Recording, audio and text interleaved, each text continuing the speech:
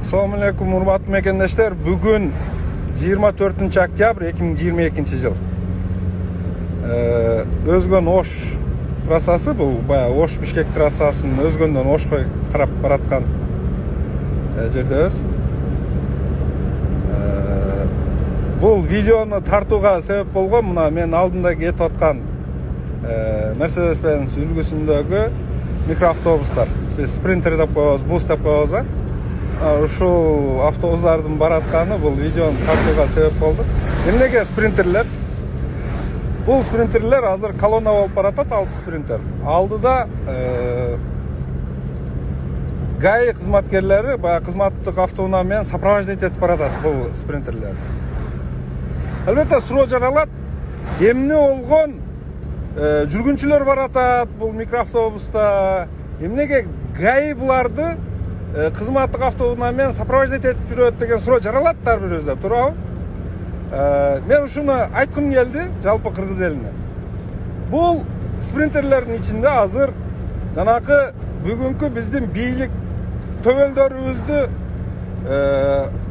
колдогон, коштогон, ошолорго мындай жакшы сөз айтып, могул кемпир абатты кыргыздын жерин Өзбекстанга берилүүсүнө каршы чыгып аткан элди бетине көш ыйпаган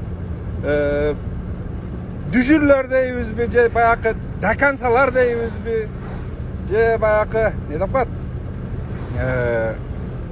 кыскасы кошоматчы дейбизби, пахтакор дейбизби, кыскасы ушундай кыргыздын бир эң мындайча грубо айтканда, орусча айтканда конченный бир катмары баратат азыр ушуну.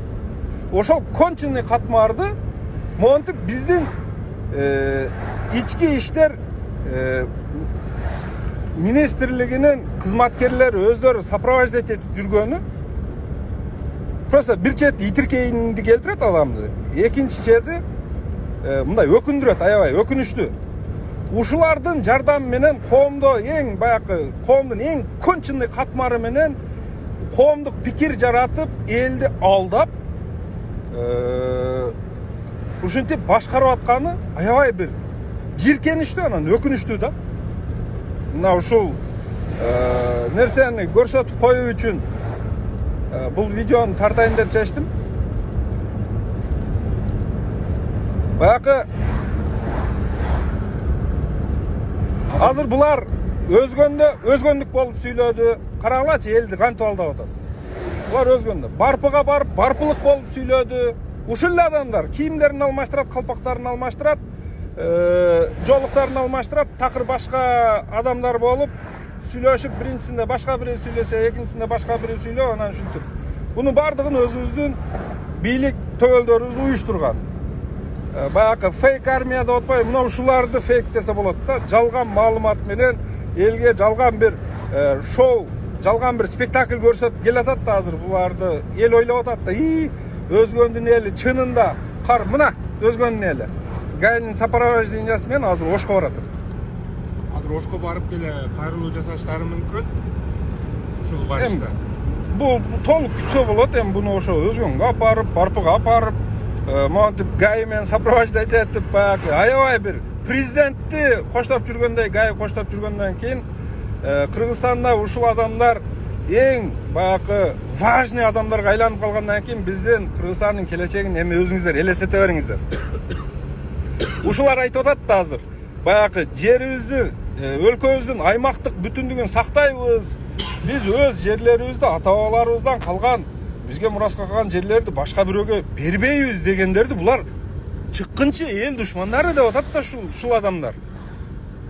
Наоборот, ошо жерлерди беребиз башка бирөөгө өткөрүп, башка бирөөгө өткөрүп берсек жакшы болот, биз жыргайбыз деп баягы немелерди айтып аткандарды коштоп, колдоп, ой, силер кыйратып атасыңар деп. Ушул дакансалар, ушул конченныйлар, кечирим сурайм, кимдир бирөөгө каттуу тийсе, бирок башкача атоого мүмкүн эмес буларды. Ушуларды монтип салып алып, автобустарга көрүнгөн жерге апартып, баягы элде коомдук пикир жаратуу үчүн жанакындай немелерди кылып атканы бул бүгүнкү бийликтин чыныгы жүзү. Ушуну сиздер дагы көрүп коюңуздар деп мен тартып атам. Эми туугандар, Жыйынтыкты өзүбүз чыгарышыбыз керек. Анткени Алла Таала бизге акылды берген. Бирөөнү эрчий бербей, ушуга окшогон шоулорду көрүп алып, элдин баары колдой берет экен дебей, жыйынтыкты эми өзүбүз мындай чыгаралы. Бийликтин колунда азыр болуп көрбөгөндөй эбегейсиз чоң мүмкүнчүлүк бар ар кандай. Мына ушинтип шоулорду уюштуруп бизди алдап башкарып атат. А чынында мен бүгүн толук айта алам, бүгүнкү биздин бийлик улуттун, мамлекеттин кызыкчылыгына каршы иштеп атат. Саламат болуңуздар.